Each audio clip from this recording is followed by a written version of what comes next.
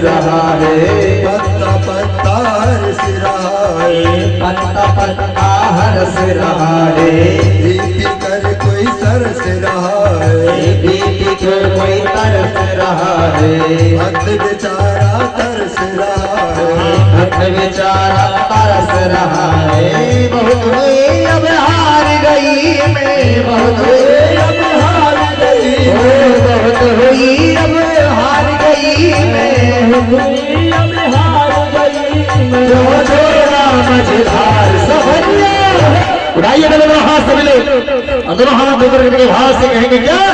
सवरिया ले चल बरले बार, सवरिया ले सवरिया ले चल बरले बार, सवरिया ले बरले बार।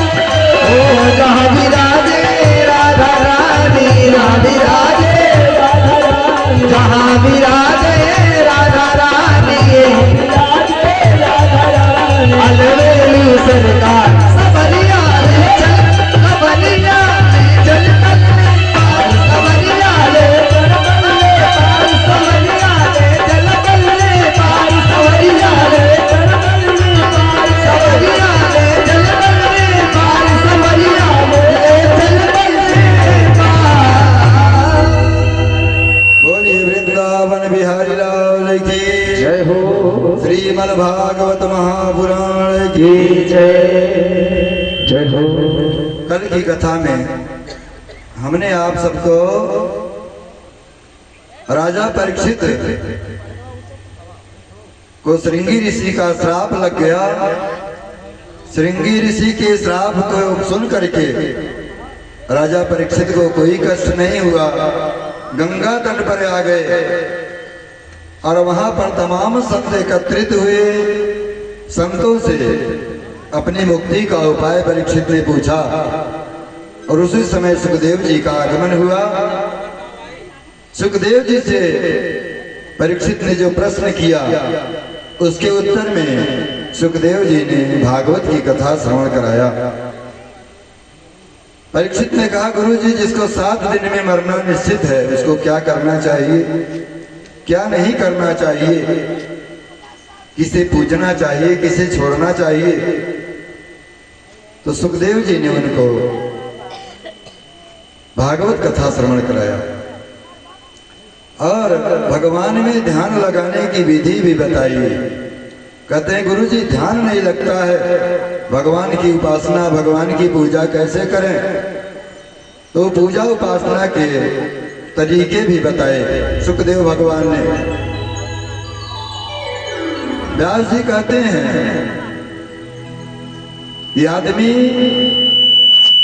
बात जीने की नहीं है, बात मरने की नहीं है, बात तो इस चीज की है कि आदमी जितने दिन जीता है करता क्या है। एक व्यक्ति को सुबह 4 बजे जग जाना चाहिए, 4 बजे बिस्तर छोड़ देना चाहिए। बिस्तर छोड़िए तो सर्वप्रथम अपने दोनों हाथों की हथेलियों को देखिए कि कराग्रे बसते लक्ष्मी, कर मध्य सरस्वती, कर मूले तु गोविंद, कराग्रे प्रभु दर्शनम। हाथ के अगले भाग में लक्ष्मी जी का निवास है। इसका मतलब क्या है? अगर आप इन हाथों से जग गए हो, मेहनत करोगे, परिश्रम करोगे तो लक्ष्मी जी जरूर मिलेंगे। कराग्रे बसते लक्ष्मी, हाथ के आगे ही लक्ष्मी जी का निवास है। हाथ भगवान ने दिया है परिश्रम करने के लिए। जो परिश्रम करेगा उसको कभी भी धन की कमी नहीं होगी। और कर मध्य सरस्वती, अगर आप प्रयास करोगे तो आपको विद्या भी प्राप्त होगा, बुद्धि भी प्राप्त होगा। और कर मूले तु गोविंद, अगर आपने सरस्वती जी का सहारा लिया, अपनी बुद्धि का सहारा लिया तो गोविंद भी दूर नहीं है, वो भी मिल जाएगा।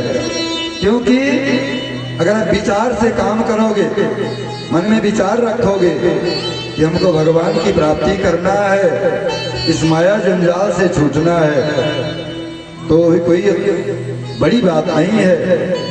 क्योंकि हमने आपको बताया है, कलयुग ने वचन दिया है, कलयुग केवल नाम आधारा, सुमिर सुमिर नर उतरे पारा।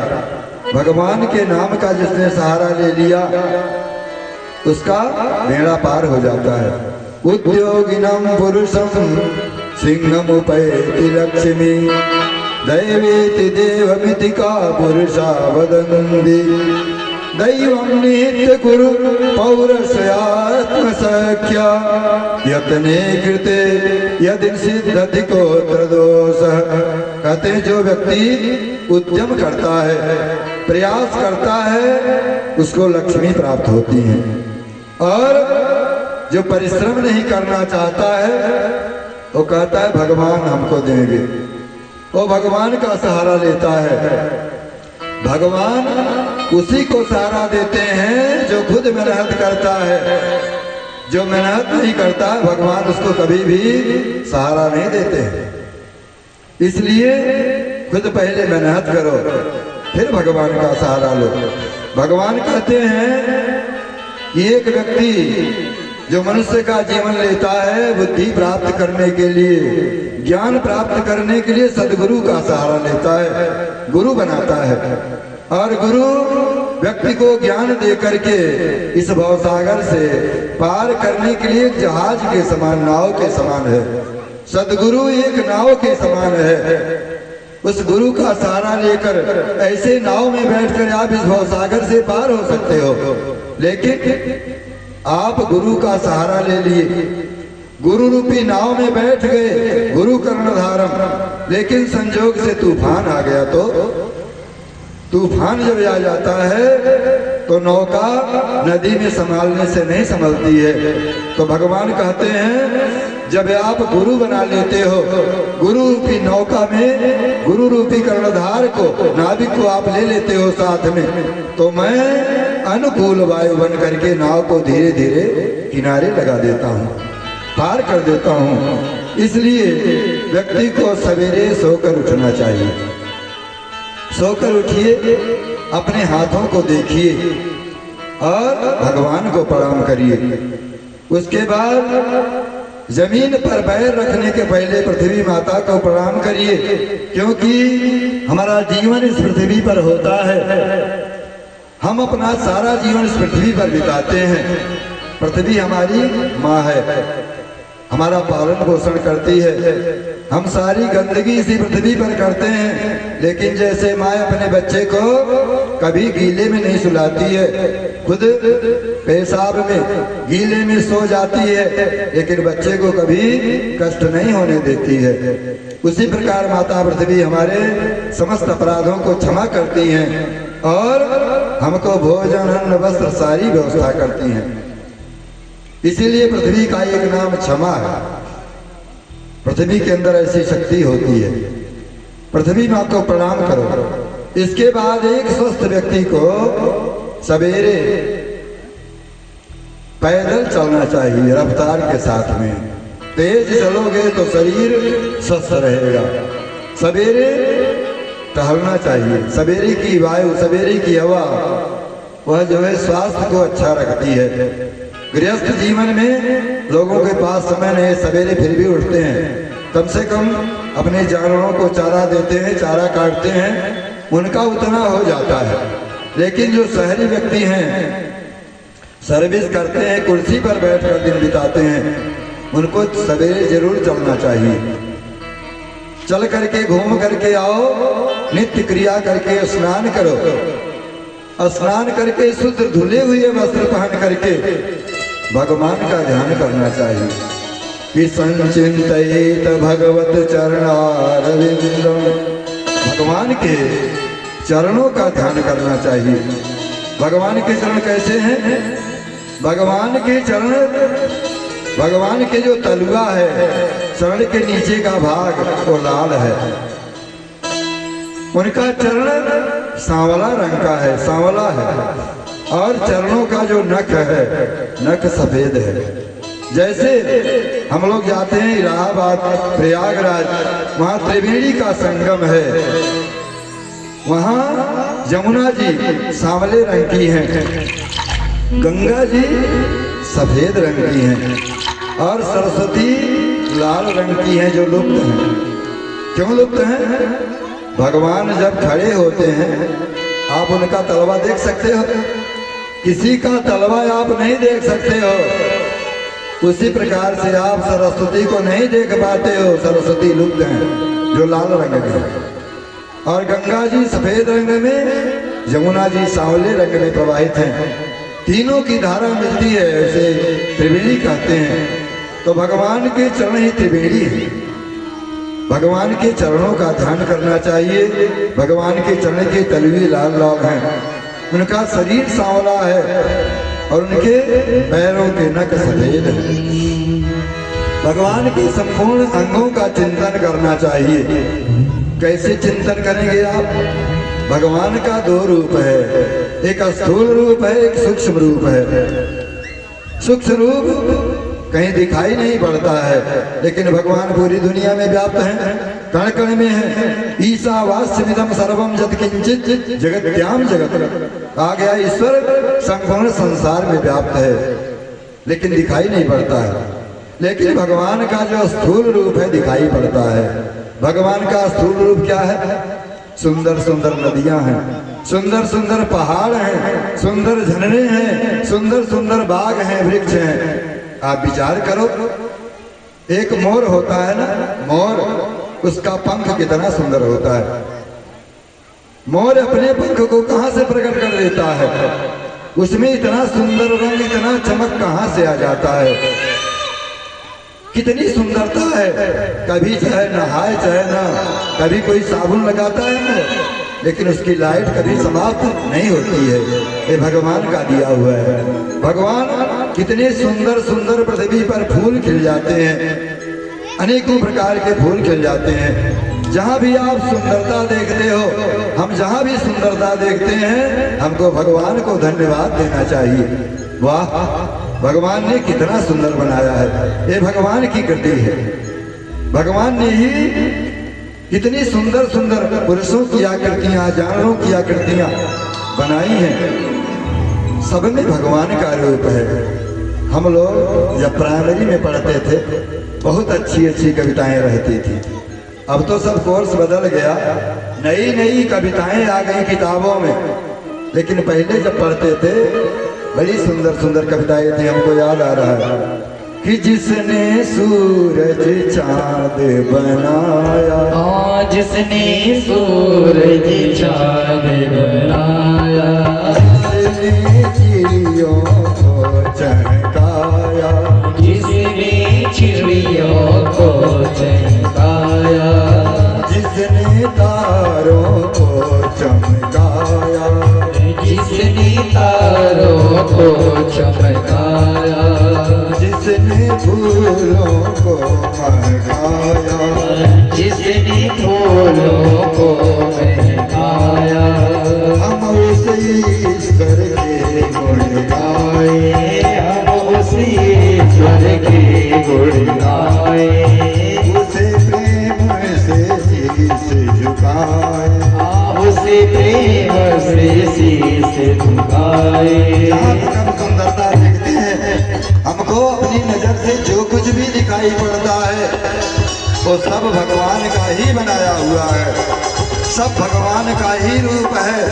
पूरी प्रकृति में, तीनों लोक में, संपूर्ण ब्रह्मांड में, 14 भुवनों में भगवान के उस विराट स्वरूप का ध्यान करना चाहिए।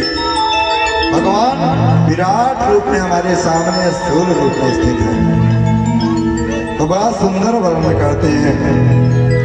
और भगवान का विराट स्वरूप कैसा है? भगवान का जो सिर है वो है सत्य लोक, जो सबसे ऊपर है। भगवान की कमर है अमृत लोक, जहाँ हम लोग रहते हैं। कमर के नीचे अतल, वितल, सुतल, तलातल, रसातल और पाताल लोक है। भगवान का जो चरण है नीचे का भाग, भगवान का चरण ही पाताल लोक है। और कमर से ऊपर भू भुआ स महाजना तप और सत्यम, ये 7 लोक भगवान का इस पृथ्वी के ऊपर है। तो 7 लोक नीचे और 7 लोक ऊपर। मुड़िया कटर पे ना नॉर्मल पे तो बनता है, नॉर्मल पे तो श्री भगवान दास जी की तरफ से भागवत भगवान के चरणों में 100 मुद्रा सादर समर्पित हुई है। भागवत भगवान आपके परिवार का, आपका सदैव कल्याण करें, आपके परिवार को खुशहाल रखें। तो 7 लोक ऊपर और 7 लोक नीचे, ये 14 लोक भगवान का विराट स्वरूप है। जिसकी जैसी कामना होती है उसको उस कामना के अनुसार देवताओं की आराधना करनी चाहिए। अगर ब्रह्म तेज चाहते हो तो ब्रह्मा की उपासना करो, संतान चाहते हो तो प्रजापतियों की उपासना करो, तेज चाहते हो तो अग्नि की उपासना करो, सौंदर्य चाहते हो तो गंधर्वों की उपासना करो, विद्या चाहते हो तो शिव जी की उपासना करो, और पति पत्नी में प्रेम चाहते हो तो पार्वती जी की उपासना करो। विभिन्न कामनाओं के अनुसार विभिन्न देवताओं की उपासनाओं का वर्णन है। आगे चल करके परीक्षित ने कहा, गुरु जी एक बात बताओ, भगवान इस दुनिया का, इस ब्रह्मांड का रचना कैसे करते हैं, इस दुनिया की रचना कैसे करते हैं। तो सुखदेव भगवान अपने गुरु का ध्यान करते हुए और इस ब्रह्मांड के रचना की बात, उत्पत्ति की बात, कैसे इस दुनिया की उत्पत्ति उसका वर्णन करते हैं। करार बिंदे न पदार बिंदम मुखार बिंदे न विनिवेशयम् पटस्य पात्रस्य बुद्धे शयानम् बालं मुकुन्दं मनसा स्मरामि।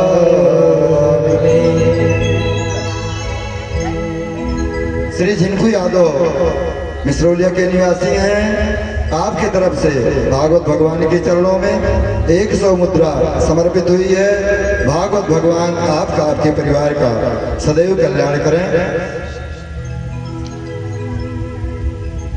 एक बरगद के पत्ते पर जब पृथ्वी की उत्पत्ति हुई है, उससे पहले यहाँ कुछ नहीं था, सिर्फ जल था।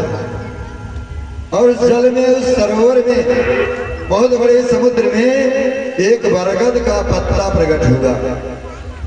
उस बरगद के पत्ते पर एक गोलाकार अंडा बना और उस गोले में भगवान नारायण बहुत छोटे बाल रूप में भगवान उस बरगद के पत्ते पर प्रकट हुए। भगवान ने उस जल से उत्पत्ति होने के नाते, जल का नाम है नार, जल को कहते हैं नार, जल से उत्पत्ति होने के नाते भगवान का नाम पड़ा नारायण। भगवान के मन में कामना हुई कि मैं सृष्टि की रचना करूं, तो भगवान के नाभिक से एक कमल उत्पन्न हुआ और उस कमल पर भगवान ने ब्रह्मा जी को स्थित किया। कमल पर ब्रह्मा जी विराजमान हुए। ब्रह्मा जी ने विचार किया कि मैं कहां से आ गया, मेरी उत्पत्ति कैसे हुई, मुझे किसने बनाया, मैं कौन हूं। तो चारों तरफ ब्रह्मा जी घूम करके देखने लगे कि मैं आया कहां से। चारों तरफ देखने से ब्रह्मा जी के 4 सिर हो गए। ब्रह्मा जी ने विचार किया कहीं कुछ दिखाई नहीं पड़ रहा है, तो फिर मैं आया कैसे। मैं इस कमल के पुष्प पर बैठा हुआ हूं, ये कमल कहाँ से निकला, इसकी उत्पत्ति कैसे हुई है? जहां से इस कमल की उत्पत्ति हुई होगी वहीं से मेरी भी उत्पत्ति हुई होगी। तो ब्रह्मा जी उस कमल के नाल में घुसे और कमल की जड़ को पता लगाने के लिए हजारों वर्ष तक उस कमल के नाल में चक्कर काटते रहे, लेकिन कहीं भी कुछ उनको मिला नहीं। कि नाम तुम्हारा तारने हारा, कब तेरा दर्शन होगा। ब्रह्मा जी कह रहे हैं क्या कि नाम तुम्हारा तारने हारा, कब तेरा दर्शन होगा। जिसकी रचना इतनी सुंदर वो कितना सुंदर होगा। जिसकी रचना इतनी सुंदर वो कितना सुंदर होगा। तुम्हारा तारणहारा, तुम्हारा तारणहारा, कब तेरा दर्शन होगा। तुम्हारा तारणहारा, कब तेरा दर्शन होगा। जिसकी रचना इतनी सुंदर वो कितना सुंदर होगा। जिसकी रचना इतनी सुंदर वो कितना सुंदर होगा।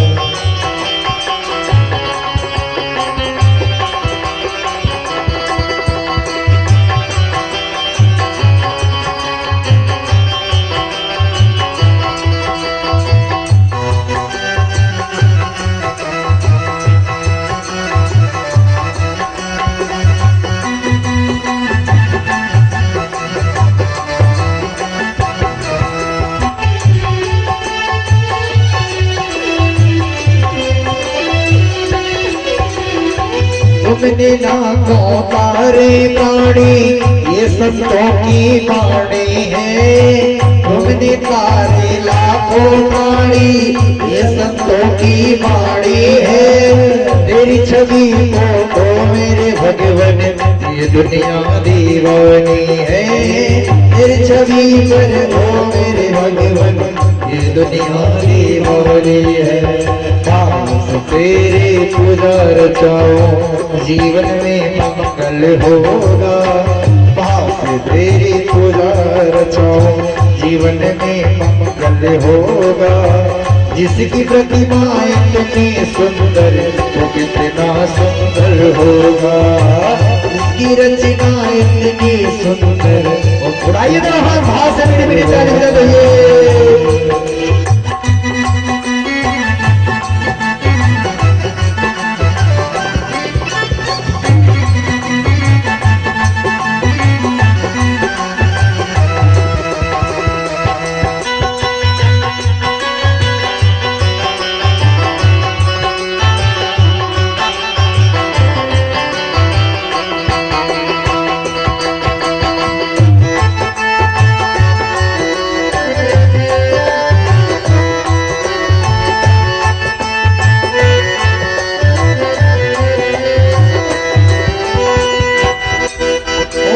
की मुरादे लेकर स्वामी तेरे चरण में आए हैं। मन की मुरादे लेकर स्वामी में आए हैं। हम हैं बालक तेरे चरण में तेरे ही गुण गाए हैं। हम हैं बालक तेरे चरण में तेरे ही गुण गाए। पार उतरने को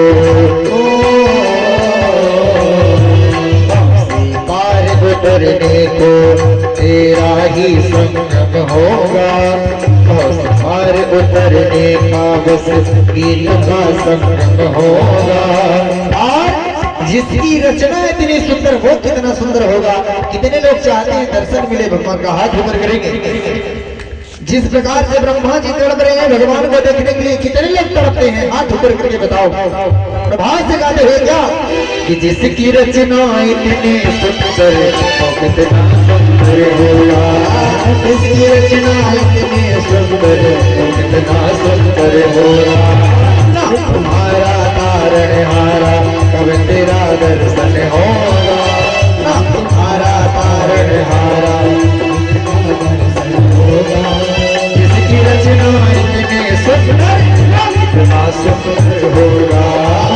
जिसकी रचना इतने सुंदर वो कितना सुंदर होगा, जिसकी रचना इतनी सुंदर वो कितना सुंदर होगा, वो कितना सुंदर होगा।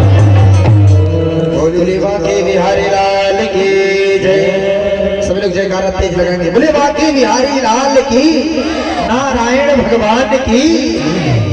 ब्रह्मा जी हजारों वर्ष तक उस कमल के नाल में घूमते रहे, लेकिन उसकी जड़ का पता नहीं लगा पाए। वापस थक करके आकर कमल के पुष्प पर विराजमान हुए, विचार करने लगे कि मैं कौन हूं, कहां से आया। तो उनको दो अक्षर सुनाई पड़ा। कौन सा अक्षर है? का देव मावसानाम स्पर्शा स्पर्शित यत षोडश एक विंशे। जो स्पर्श वर्ण है उसमें 16वां और 21वां अक्षर सुनाई पड़ा। कौन है 16वां अक्षर, 21वां अक्षर? ता प। ने ब्रह्मा जी तपस्या करो तब आप जान पाओगे हमको। तो ब्रह्मा जी कई हजारों वर्ष तक तपस्या किए और उनकी तपस्या से भगवान प्रसन्न हुए, और प्रसन्न होकर भगवान ने ब्रह्मा जी को दर्शन दिया। ब्रह्मा जी के हृदय पर हाथ रखा। भगवान ने कहा, विधाता आप सृष्टि की रचना करो। ब्रह्मा जी ने कहा, प्रभु हमारे अंदर इतना ज्ञान नहीं है और कहीं हमको घमंड हो गया मैं सृष्टि को बनाने वाला हूं, तो फिर भगवान ने कहा मेरा नाम लेते रहोगे तो घमंड नहीं होगा, अभिमान नहीं होगा। क्योंकि भगवान जो है वो छोटे से छोटा भी है और भगवान बड़े से बड़ा भी है। भगवान से बड़ा कुछ भी हो नहीं सकता और भगवान से छोटा भी कोई वस्तु नहीं हो सकता। क्योंकि कहा गया अणुरणीनान महतो महीयान, अणु परमाणु जीवाणु। वैज्ञानिक लोग मशीन से देखते हैं फिर भी दिखाई नहीं पड़ता है, इतने महीन महीन अणु होते हैं, परमाणु होते हैं। भगवान उससे भी महीन है और इतने बड़े हैं जिसकी कल्पना नहीं की जा सकती। तो भगवान ने कहा कि ब्रह्मा जी आप सृष्टि का निर्माण करो, और भगवान ने ब्रह्मा जी को भागवत का उपदेश दिया। भगवान ने कहा मैं आपको सुनाते हैं ब्रह्मा जी। अहमेवासमेवाग्रे नान्यद यत् सदसत्परं पश्चातहं यदेतच्च ज्योतिषेत सोऽहम्। ब्रह्मा जी इस सृष्टि से पहले केवल मैं था, सृष्टि से पहले केवल मैं था, और जब ये सृष्टि समाप्त हो जाएगी तो केवल मैं रहूंगा, बाकी कुछ भी नहीं रहेगा। ब्रह्मा जी ने कहा कि प्रभु इसका क्या मतलब हुआ, हमको समझाओ। तो कहते हैं अहमेवासमेवाग्रे, ब्रह्मा जी इस दुनिया में जो कुछ आप देखोगे सब कुछ मेरा ही रूप होगा। मैं ही इस दुनिया में व्याप्त हूँ और अंत में भी मैं ही रहूंगा। जैसे मान लीजिए हमने आपको कथा श्रवण कराई, आप कथा सुनकर बहुत प्रसन्न हुए और आप घर से गए सोने का ईंट ले आए, हमको दिए, महाराज बहुत चिल्ला रहे हो, बहुत कथा सुनाए, ले जाओ हम आपको दे रहे हैं। आपने हमको एक सोने का ईंट दिया प्रसन्न होकर के, तो मैं ले गया उस सोने का ईंट सुनार के यहाँ। सुनार के यहाँ उसका हमने सुंदर हार बनवाया, कंगन बनवाया, कुंडल बनवाया, अंगूठी बनवाया, चैन बनवाया और बनवा करके उसको धारण किया, पहना। काफी समय बीत गया, हमारे मन में आया नहीं अच्छा लग रहा है, उसको तोड़वा दिया। सब बटोर कर इकट्ठा करके और वो खली में रख करके उसको पहलुआ से घूम दिया।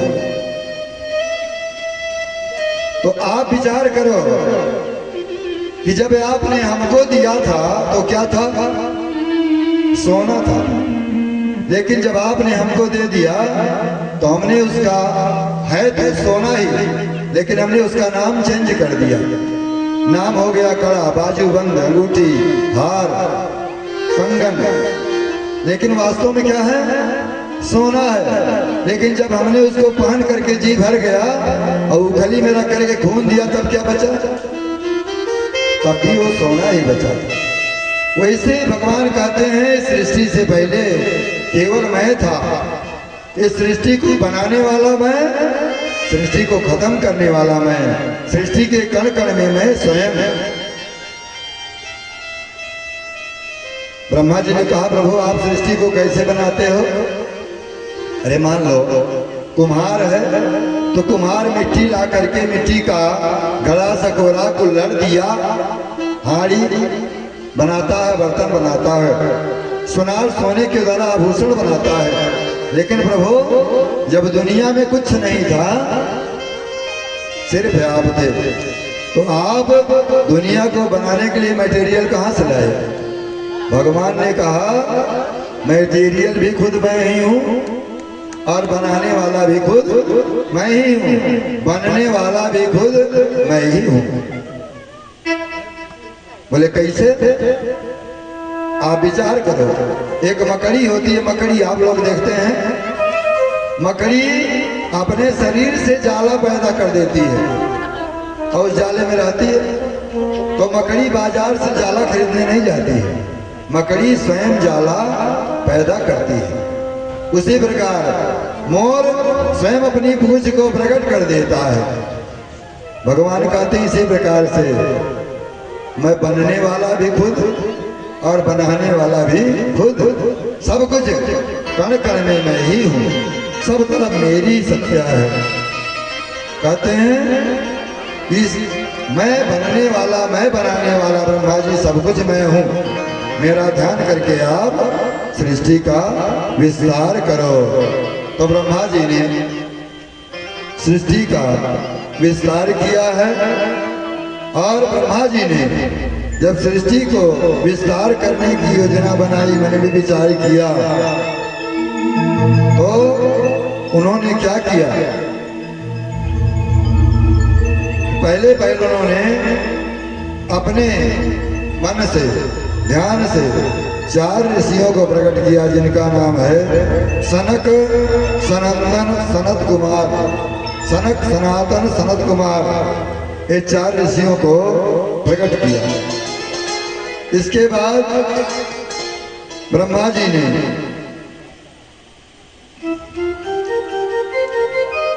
नाभि कमल से ब्रह्मा जी, इनके सनक, सनंदन, सनातन, सनत कुमार ब्रह्मा जी के भृगुटी को भेदन करके रुद्र भगवान प्रकट हुए। सनत कुमारों को ब्रह्मा जी ने कहा जाओ सृष्टि का विस्तार करो। उन चारों ने कहा इस चक्कर में नहीं पड़ेंगे, हम भगवान का भजन करेंगे। चारों 5 वर्ष के बालक के समान रहते हैं, हरि शरण करते हैं, काल का असर नहीं पड़ता है। अब की बार रुद्र को जब पैदा किया, ब्रह्मा जी ने कहा सृष्टि का विस्तार करो, तो भगवान शिव ने, रुद्र ने भूत, प्रेत, डाकिनी, शाकिनी तमाम प्रकार के जीवों को पैदा किया। ब्रह्मा जी ने कहा बंद करो, इससे काम नहीं चलने वाला।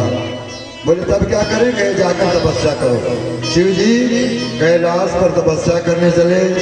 अब की बार ब्रह्मा जी ने अपने मन से 10 मानस पुत्रों को प्रकट किया। उन 10 मानस पुत्रों में उनके नाम है मरीचि, अत्रि, अंगिरा, पुलह, पुलस्त्य, क्रतु, भृगु, वशिष्ठ, दक्ष और नारद। ब्रह्मा की वाणी से सरस्वती जी का जन्म हुआ और ब्रह्मा जी की छाया से कर्दम ऋषि का जन्म हुआ। ब्रह्मा के बाएं अंग से एक कन्या हुई जिनका नाम शतरूपा और दाहिने अंग से एक पुरुष हुआ जिसका नाम मनु। इन्हीं मनु शतरूपा के द्वारा सृष्टि का विस्तार हुआ। हम सभी लोग मनु शतरूपा के ही संतान हैं, क्योंकि मैथुनी सृष्टि मनु शतरूपा के द्वारा हुई। इसके पहले जो भी सृष्टि किया ब्रह्मा जी ने सब मानसिक सृष्टि किया, मन से संकल्प किया, सृष्टि को प्रकट किया। मनु शतरूपा जन्म लिए ब्रह्मा जी के वामांग से, दक्षिणांग से। ब्रह्मा जी ने कहा आप लोग जाओ और पृथ्वी पर सृष्टि का विस्तार करो। समस्त मानव मनु सतरूपा के संतान हैं। वो चाहे किसी भी जाति के हों, चाहे किसी भी बिरादरी के हों, चाहे जो हो, हम सबके पूर्वज मनु सतरूपा हैं। सब उन्हीं की संतानें हैं। अपने कर्मानुसार चाहे जो भी जाति पाति में बट गया है, लेकिन सब उसी ब्रह्मा की संतान है, मनु सतरूपा की, और हमारे पूर्वज वही हैं। अब अगर कोई सोचता है कि मनु सतरूपा के संतान नहीं है, तो भैया वो जाने वो कहाँ से आया, कैसे आया। लेकिन जो कुछ शास्त्रों में प्रमाण मिलता है, हम सभी मनु सतरूपा के संतान हैं। व्यवस्था बनाने के लिए, चलाने के लिए 4 वर्णों की व्यवस्था, 4 आश्रमों की व्यवस्था की गई। ब्राह्मण, क्षत्रिय, वैश्य, शूद्र जो जैसा काम करते थे उस हिसाब से उनको जाति में कर दिया गया। सब आपस में एक दूसरे के सहयोग के साथ में सबका आपस में संबंध है और सभी सहयोग से सृष्टि को चला रहे हैं। इस प्रकार से मनु सतरूपा ने जब सृष्टि का विस्तार करना चाहा तो गए तो पृथ्वी का पता नहीं, पृथ्वी तो समुद्र में थी। मनु ने कहा, ब्रह्मा जी पितामह पृथ्वी है नहीं तो हम कहाँ सृष्टि का विस्तार करें। तो ब्रह्मा जी को क्रोध आया। क्रोध के कारण ब्रह्मा जी के नासिका से अंगूठे के समान 12 भगवान प्रकट हुए। जैसे अंगूठा है इतने मोटा, इतने छोटा, 12 भगवान, पूरा शरीर मनुष्य का और मुख सूअर का। देखते देखते 12 भगवान बहुत विशाल रूप में प्रकट हो गए। ब्रह्मा जी से बोले, आपने हमको क्यों बुलाया। ब्रह्मा जी ने कहा कि पृथ्वी को एक दैत्य उठा ले गया है, आप पृथ्वी की रक्षा करें। 12 भगवान जब चले पृथ्वी को लाने तो देखा कि पृथ्वी तो समुद्र में ले जाकर छिपा दी गई है। 12 भगवान समुद्र में घुसे, पृथ्वी को अपने दांतों के ऊपर स्थापित करके लेकर चलना चाहे तो वहां हिरण्याक्ष नाम का दैत्य आ गया। उसने कहा, खड़ा रहा जंगली सूअर, मैं तेरा वध कर देता हूं। भगवान ने कहा कि मैं जंगली सूअर जरूर हूं, लेकिन आप जैसे ग्राम सिंहों से मैं डरता नहीं। देखिए, ग्राम सिंह संस्कृत का शब्द है। ग्राम सिंह का अर्थ हम आपको बता दें। अगर आप किसी को कह दो आइए आइए ग्राम सिंह, तो उनका सीना इतना चौड़ा होगा, कहेंगे हमको सिंह कह रहे हैं, शेर कह रहे हैं। लेकिन ग्राम सिंह जो संस्कृत का भाषा है, इसका अर्थ होता है कुत्ता। देखो भूख भी रहा है, वास्तव हमारा ही है। तो 12 भगवान ने कहा, आइए ग्राम सिंह, हम आप जैसे गांव के सिंहों से डरने वाले नहीं हैं। ग्राम सिंह क्यों कहा जाता है इनको? एक गांव में बहुत बरुआर होते हैं, बहुत जबर होते हैं, और गांव के बाहर जब गए 10 कुत्ता घेरे तो पूंछ पीछे डालकर भगते हैं। अपने गांव में, अपने घर में बहुत बड़े शेर होते हैं, इसलिए इनका नाम ग्राम सिंह है। 12 भगवान का उस हिरण्याक्ष से युद्ध हुआ। 12 भगवान ने एक तमाचा मारा तो खून उगलता हुआ हिरण्याक्ष पृथ्वी पर गिर गया और उसका मृत्यु हो गया। ब्रह्मादि देवताओं ने 12 भगवान की स्तुति की।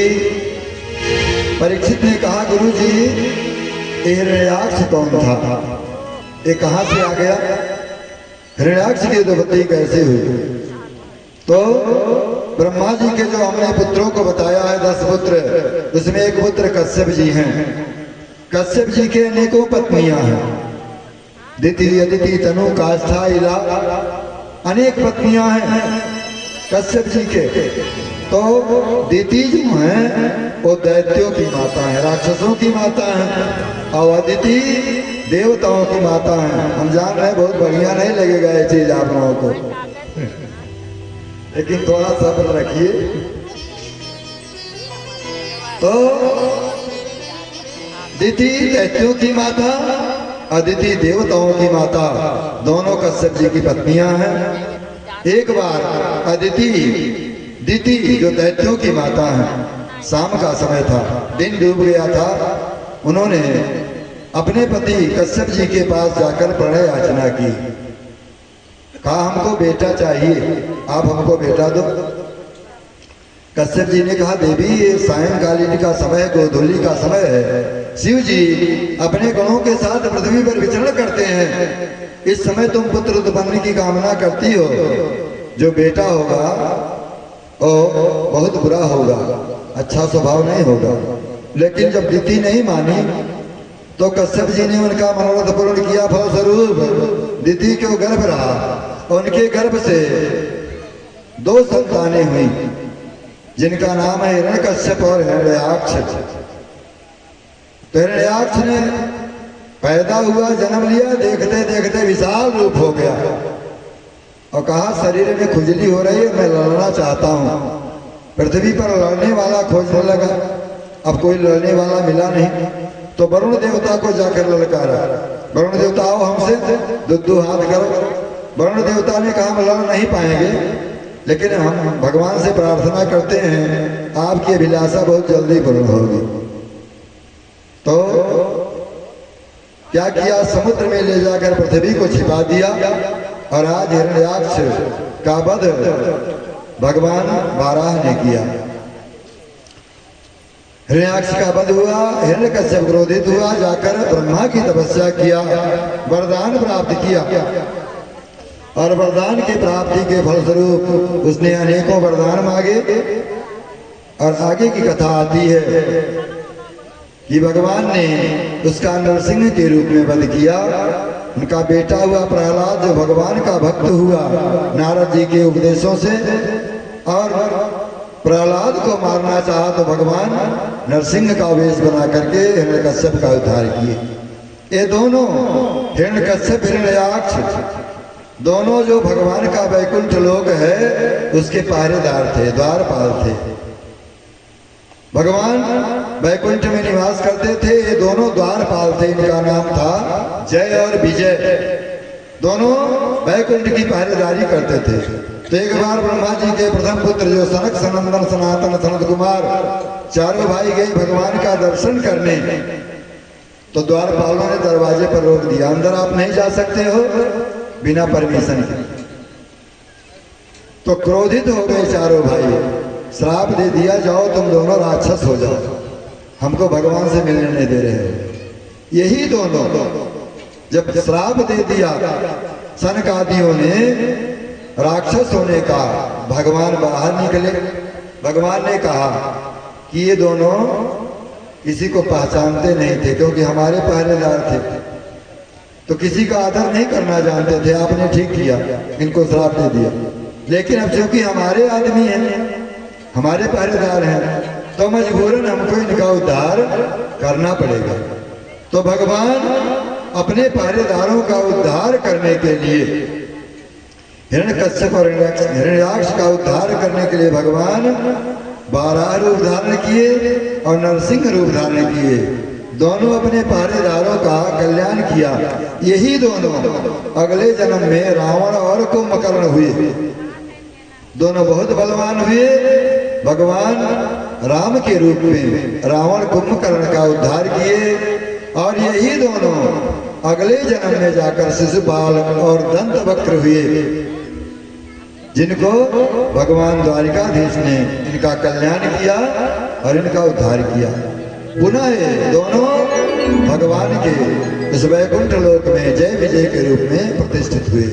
ये 3 जन्म में राक्षस हुए और तीनों जन्मों में भगवान ने अवतार लेकर के इनका कल्याण किया और 3 जन्म के बाद पुनः ये वैकुंठ के पहरेदार हुए, जय विजय के रूप में प्रतिष्ठित हुए।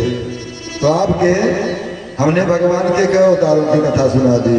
12 अवतार, नरसिंह अवतार, रामावतार और कृष्णावतार। भगवान के 24 अवतार हमने बताए हैं। थोड़ी थोड़ी चाहे ज्यादा कथा सबकी है। आइए इस प्रकार वर्णन करते हैं। कहते हैं कि भैया एक बात बताओ, भगवान किससे प्रसन्न होते हैं, भगवान किससे खुश होते हैं? भैया पंडित जी लोग बहुत पढ़े लिखे होते हैं, ज्यादा पढ़ते लिखते हैं, तो बहुत विद्वान होते हैं, तो भगवान इनके ऊपर खुश होते होंगे। तो सूत जी कहते हैं ऐसी बात नहीं है। भगवान कोई जरूरी नहीं है कि भगवान किसी ज्ञानी के ऊपर खुश हो। भगवान तो मूर्ख के ऊपर भी खुश हो जाते हैं। भगवान की कृपा, भगवान जब चाहे जिसके ऊपर चाहे कृपा कर सकते हैं। भगवान की कृपा अनंत है, भगवान जब भी चाहे कृपा कर सकते हैं। भगवान की कृपा स्वतंत्र है, क्योंकि भगवान ने एक बार ग्राह का उद्धार, गज का उद्धार ग्राह से किया था।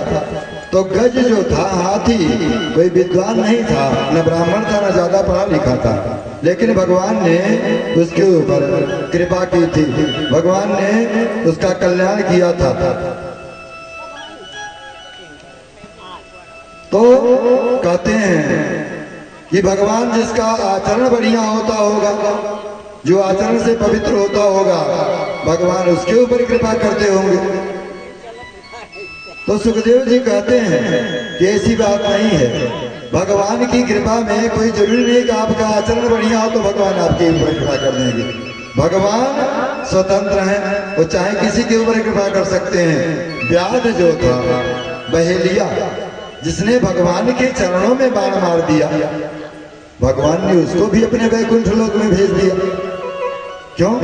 उसका आचरण कहीं से ठीक नहीं था, बहेलिया था, शिकार करता था, लेकिन भगवान की कृपा हुई। परीक्षित कहते हैं लंबी उम्र वालों को भगवान मिलते होंगे, जो ज्यादा उम्र के हो जाते हैं, ज्ञानी हो जाते हैं। सुखदेव जी कहते हैं ध्रुव जी 5 बरस के थे और भगवान उनको मिल गए। तो भगवान को पाने के लिए लंबी उम्र का होना भी जरूरी नहीं है। परीक्षित कहते हैं बहुत पढ़े लिखे को भगवान मिलते होंगे। सुखदेव जी कहते हैं गजराज कितना पढ़ा था? सुनो मैंने निर्बल के बलराम। कहते हैं कि तो भगवान ऊंची बिरादरी वालों को मिलते होंगे, जो ऊंची बिरादरी में है। सुखदेव जी कहते हैं ऐसी कोई बात नहीं है। ऊंची बिरादरी में बहुत लोग जन्म लिए, भगवान को नहीं पाए।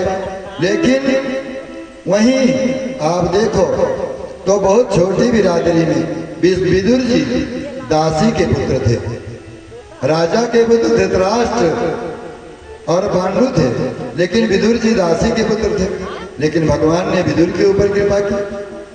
भगवान ने शबरी भीलनी के ऊपर कृपा की। वो कहीं भी जात से उच्च नहीं थी, जात की भीलनी थी, उस पर भी भगवान ने कृपा की। उसके जूठे बेर खाए। तो भगवान की कृपा उनके मन पर आधारित है। भगवान कब किस पर कृपा कर दे, भगवान के ऊपर आधारित है। हम लोग भी लाइन में लगे हुए हैं, भगवान की कृपा हो जाए तो बड़ी अच्छी बात है। हम सब भी लाइन में लगे हैं, क्योंकि भगवान की कृपा स्वतंत्र है, और जब चाहे जिसके ऊपर कृपा कर सकते हैं। तो परीक्षित कहते हैं महाराज हमको विदुर जी का चरित्र सुनाइए, क्योंकि विदुर जी भगवान के बहुत बड़े भक्त हुए हैं। तो विदुर जी का चरित्र सुनाते हैं। कहते हैं जदा तु राजा ससुतान साधुन पुष्णन धर्मेण विनष्ट दृष्टि भ्रातुर्विहस्य सुतां बंधु प्रवेश भवने ददाह।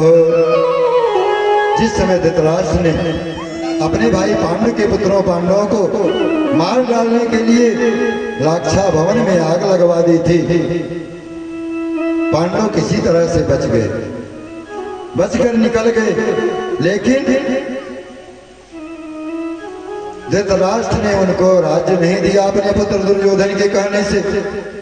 दुर्योधन ने जुए में उनका राज्य पाठ जीत लिया। दुर्योधन जीत नहीं सकता था, लेकिन धृतराष्ट्र का जो साला था, दुर्योधन का मामा शकुनी मामा जी, उनकी ऐसी चाल थी कि युधिष्ठिर को जुए में हार जाना पड़ा। ऐसा मामा भगवान किसी को न दे, सारा खानदान समाप्त करवा दिया। मामा, माँ शब्द कितना प्यारा होता है, माँ। और जिसके आगे दो बार माँ लग जाए, मामा है, और मामा भी कल्याण न कर पावे तो फिर सोचने की बात है। कहते हैं दीवारें बिगाड़े आरो और घर को बिगाड़े सहारो। कभी भी बहुत बिना सोचे विचारे किसी पर विश्वास करने का समय नहीं है। देखिए, जो धृतराष्ट्र महाराज थे उनकी आंख तो अंधी थी, ऊपर से आंख अंधी थी, लेकिन उनके अंदर जो आंख थी, हृदय में जो उनके ज्ञान की आंख थी, वो भी आंख फूट गई थी। और जो कुछ उनके पास ज्ञान बचा था, साले साहब ने खराब कर दिया था, बिगाड़ दिया था। शकुनी मामा ने उनको इतना भर रहा था उल्टा सीधा पांडवों के खिलाफ कि दुर्योधन महाराज को राज्य दिलाने के लिए कितना अत्याचार करवाया धृतराष्ट्र ने अपने भाई के पुत्रों पर।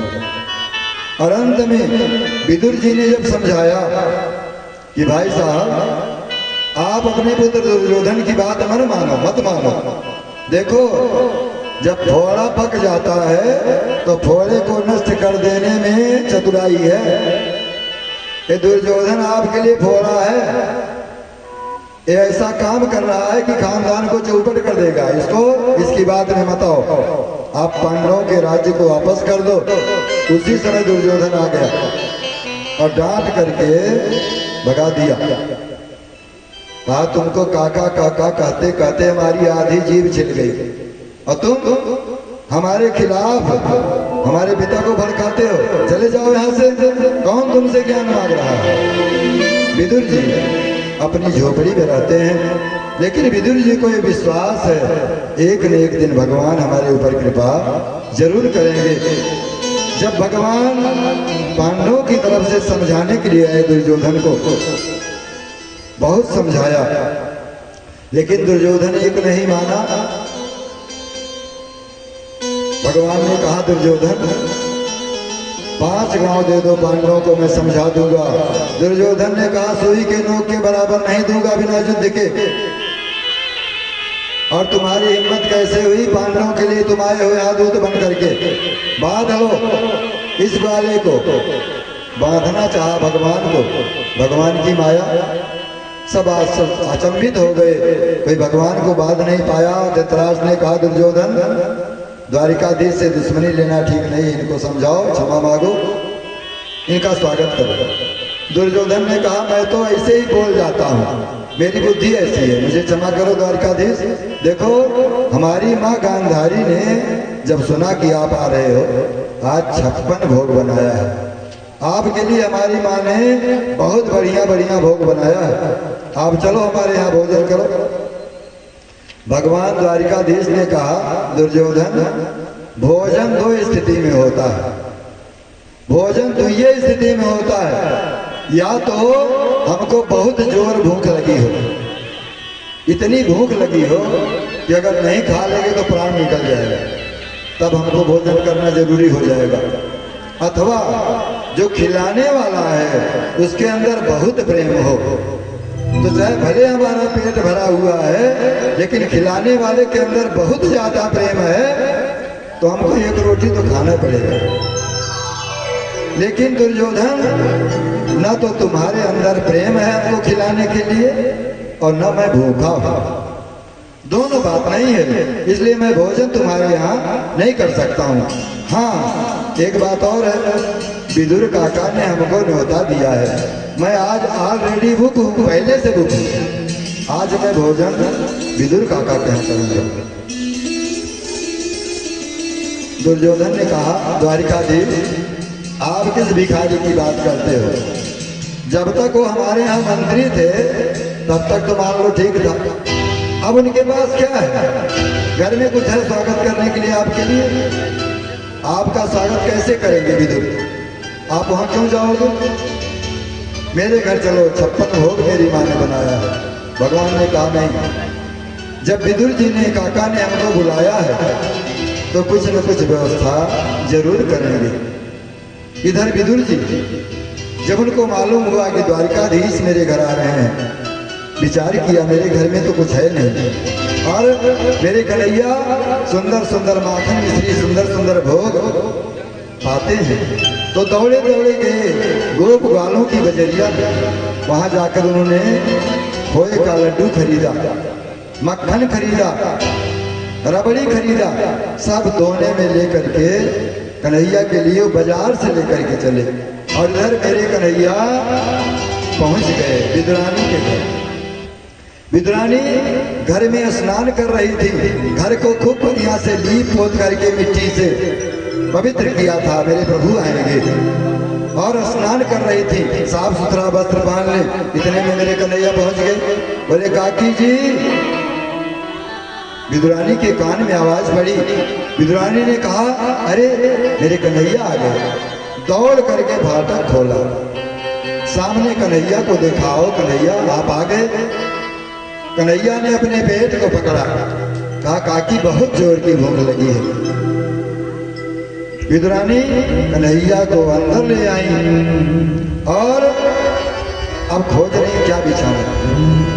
फटा पुराना एक दरी का टुकड़ा है, एक बार उसको लाकर रखती है, एक बार एक पटरा लाकर रखती है। कहती नहीं ये ठीक नहीं है, इसको इस पर बैठो, इस पर बैठो, इस पर बैठो। इस प्रकार से विचार करती हैं और बैठाती हैं। भगवान पेट पकड़ कर कहते हैं काकी बड़ी जोर से भूख लगी है, तो विदुरानी केला लाती है। प्रेम परिचय को पहचान बना देता है, प्रेम परिचय को पहचान बना देता है, प्रेम वीराने को गुलिस्तान बना देता है। मैं आप बीती कहता हूँ औरों की नहीं, प्रेम इंसान को भगवान बना देता है। कि न दानम न तपो नित्या न शौचानि व्रतानि च प्रियते मलया भक्त्या हरिनन्नत विडम्बनम। भगवान दान देने से प्रसन्न नहीं होते हैं, भगवान पवित्रता से प्रसन्न नहीं होते हैं, भगवान सुंदर सुंदर वस्त्र आभूषण पहनने से प्रसन्न नहीं होते हैं। भगवान तो सिर्फ प्रेम से प्रसन्न होते हैं, क्योंकि राम ही केवल प्रेम प्यारा, जान ले जो जान निहारा। सूरदास जी की रचना है कि सबसे ऊंची प्रेम सगाई, सबसे ऊंची प्रेम सगाई, सबसे ऊंची प्रेम सगाई, सबसे ऊंची प्रेम सगाई। दुर्योधन के मेवा त्याग्यो, दुर्योधन के मेवा सागे, दुर्योधन के मेवा त्यागे, साग विदुर घर खाई। और सबसे ऊंची प्रेम सगाई, सबसे ऊंची प्रेम सगाई।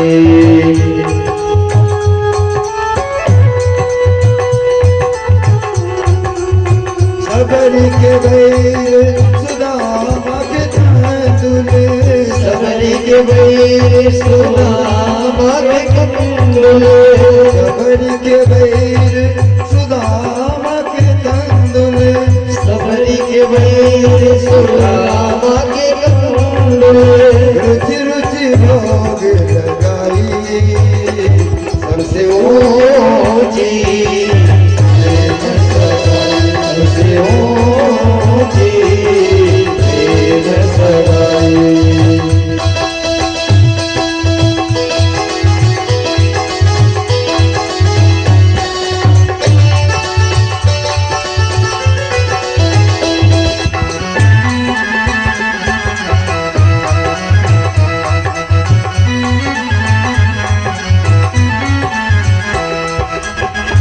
युधिष्ठिर जी ने राजसूय यज्ञ किया था, उस यज्ञ में सभी अपना अपना कुछ न कुछ हाथ बटाए थे। और मेरे प्रभु ने यज्ञ में क्या किया था? मेरे प्रभु जो भी अतिथि आते थे उनका पैर धुलते थे, अपने दुपट्टे से उनका पैर पोंछते थे, भोजन करते थे, कराते थे। और जब भोजन करके उठते थे तो उनका पत्तल अपने हाथ से उठाते थे। कि राजसूय यज्ञ युधिष्ठिर कीनो, राजसूय यज्ञ युधिष्ठिर कीनो, राजसूय यज्ञ युधिष्ठिर कीनो, राजसूय यज्ञ युधिष्ठिर कीनो, कामे ऊंच उदय, सबसे ऊंची प्रेम सगाई, सबसे ऊंची प्रेम सगाई, सबसे ऊंची प्रेम सगाई। संत चरण रज सेवा कीनी, संत चरण रज सेवा कीनी, भूल गयो ठकुराई, सबसे ऊंची प्रेम सगाई, सबसे ऊंची प्रेम सगाई, सबसे ऊंची प्रेम सगाई। प्रेम विवश अर्जुन रथ क्यों, प्रेम बस जुड़ रखो, प्रेम विवश जदुराई, सबसे ऊंची प्रेम सगाई, सबसे ऊंची प्रेम सगाई। ऐसी प्रीत बड़ी वृंदावन, ऐसी प्रीति वही वृंदावन, ऐसी प्रीत बड़ी वृंदावन, ऐसी प्रीति वही वृंदावन। गोपियन नाच नचाई, ऊंची प्रेम सगाई, सबसे ऊंची प्रेम सगाई, सबसे ऊंची प्रेम सगाई। सूरदास जी कहते हैं कि हम अपने मुख से आपके गुणों का वर्णन नहीं कर सकते हैं। सूर क्रूर यही लायक नहीं, सूर क्रूर किस लायक नाही, सूर क्रूर यही लायक नहीं, सूर क्रूर किस लायक नाही। यही मुख करो बड़ाई, सबसे ऊंची प्रेम सगाई, सबसे ऊंची प्रेम सगाई, सबसे ऊंची प्रेम सगाई, सबसे ऊंची प्रेम सगाई।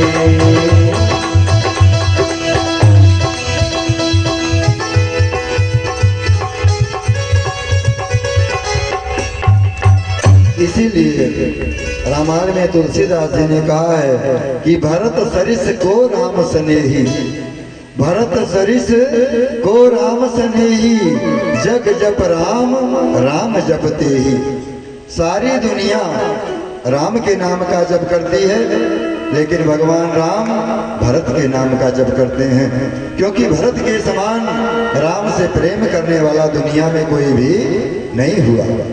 भगवान को 14 वर्ष का वनवास मिला, पिता की आज्ञा को पालन करने के लिए अपनी माँ की वचनों को ध्यान में रखते हुए भगवान राम 14 वर्ष जंगल में निवास किए। लेकिन भरत जी को कोई किसी प्रकार का श्राप वरदान या आदेश कुछ नहीं था, लेकिन नंदी ग्राम में जैसे राम जी जंगल में रहते थे वैसे भरत जी 14 वर्ष नंदी ग्राम में रहकर बिताए। तो भरत के समान राम को प्यारा कोई नहीं है, और इसीलिए भगवान मेरे प्रभु कन्हैया द्वारिकाधीश जब उनका अंत समय आया, पृथ्वी पर अपनी पूरी लीला को प्रकट करके जब अपनी लीला स्मरण करके अपने इस धाम को छोड़कर अपने धाम को भगवान जाने लगे, उस समय उद्धव जी से मेरे प्रभु ने कहा, उद्धव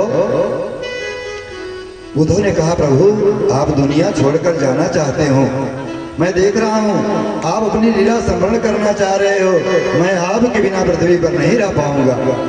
भगवान ने कहा, उद्धव तुमको रहना पड़ेगा, तुमको मेरे भक्तों का संबल बनना पड़ेगा, तुम जाओ बद्रीनाथ, मेरे भक्तों का संबल बनो। और देखो आज मेरे प्रस्थान करने का समय है, आज मुझे विदुर की याद आ रही है। विदुर काका, मैं जब विदुर के घर गया था तो विदुरानी ने मेरी बड़ी सेवा की थी। मुझको अपने जीवन में दो ही वस्तुएं बहुत प्रिय लगी। रामावतार में माता सबरी ने जो जूठे बैर खिलाए, उतना मीठा भोजन हमको जीवन में किसी ने नहीं कराया। और कृष्णावतार में विदुरानी ने हमको केले का छिलका खिलाया, उतना मीठा भोजन हमको कोई नहीं कराया। और आज मुझे विदुर जी की याद आ रही है। उद्धव, जब मैं किसी भक्त से कुछ लेता हूँ तो बदले में उसे कुछ न कुछ जरूर देता हूँ, लेकिन मेरा भक्त विदुर ऐसा है जिसने मेरा बड़ा सत्कार किया और मैं जीवन में उसे कुछ भी नहीं दे सका। मैं तुमको जो ज्ञान का उपदेश करता हूँ, जो ज्ञान तुझे उपदेश किया हूँ, मेरा भक्त विदुर जब मिलेगा इस उपदेश को उसे सुनाना, उसे मेरे उपदेश को सुनाना और बताना कि मैंने उसको याद किया। सोचिए, भक्त भगवान को याद करे, ये है भक्ति। और जब भगवान भक्त को याद करे तो यह भक्ति की पराकाष्ठा। भक्ति की कितनी बड़ी ऊंचाई है कि आज भगवान अपने भक्त को याद करते हैं। कि जन्मैर्त्यलीलो पैकं स्वयोग मायावलं दर्शयिता गृहीतम् कि विसमापनं स्वस्य च सौभगर्दे परम पदम भूषण भूषणांगम। मेरे प्रभु कितने सुंदर थे, कितने सुंदर थे। उनके शरीर पर जो आभूषण पड़ते थे, आभूषणों की शोभा भगवान की सुंदरता के नाते बढ़ जाती थी। भगवान की सुंदरता आभूषण से नहीं होती थी, बल्कि आभूषण भगवान के शरीर पर सुशोभित होते थे। मेरे प्रभु इतने सुंदर थे। सुंदरे किम न सुंदरम, जो सुंदर है वो किस भी हाल में रहे सुंदर ही होता है। देखिए, एक घटना है। इस वैष्णव संप्रदाय में 4 संप्रदाय हुए हैं। 4 संप्रदायों में एक संप्रदाय है वल्लभ संप्रदाय, दूसरा संप्रदाय है रामानुजा संप्रदाय। तो वल्लभ संप्रदाय में लोग बालक मानकर, भगवान को छोटा बालक मानकर उनकी सेवा करते हैं। मंदिर बनाते हैं तो बालक को भगवान को बाल रूप में स्थापित करते हैं, उनकी खूब सेवा करते हैं। और शाम को दिन डूबा कि उनको भोग लगाकर आरती करके पर्दा बंद कर देते हैं। गोविंद गाय चरा करके आए हैं, थक गए हैं, सो गए हैं, ज्यादा देर नहीं करते हैं, सुला देते हैं। सवेरे उठते हैं तो उनकी खूब बढ़िया से स्नान ध्यान करा करके उनको सजा बजा करके उनको मक्खन का भोग, रबड़ी का भोग लगाते हैं भगवान को। तो जगत गुरु वल्लभाचार्य के शिष्य हैं सूरदास जी महाराज।